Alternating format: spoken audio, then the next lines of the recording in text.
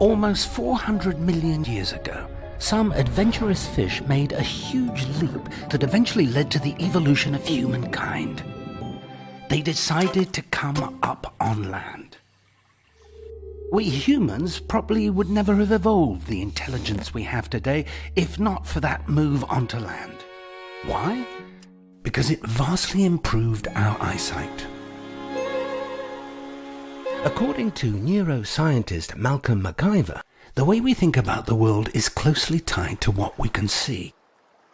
McIver had a theory that the move to land expanded our aquatic ancestors' vision, and in turn, their brains. My prediction was the eyes would get larger after we came onto land. What we found was that they got larger before we came up onto land. He and paleontologist Lars Schmitz spent a year running simulations with fossil data. I'm trained in geology. I've dealt dealing with fossils for most of my career, and there is a very strong computational person who can analyze a lot of the data that we have. When different disciplines come together and analyze one topic, we can essentially generate new ideas. So the simulation work showed that these animals were viewing things through the air, but all the paleontology showed that these guys still lived in water basically full time. So how can that be?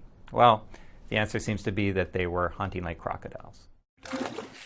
So we have these awesome fossils that we have, and we have sort of an idea how they're related to each other. And that allows us to follow step by step how these animals evolved, and that allowed us to trace the step evolution of their eyes. And so our theory is the eyes tripled in size before we came up onto land, and that enabled them to see these prey up on the land. And as the eyes got bigger, they saw further and further and had more and more selective advantage to getting the limbs that eventually let them live full time on land.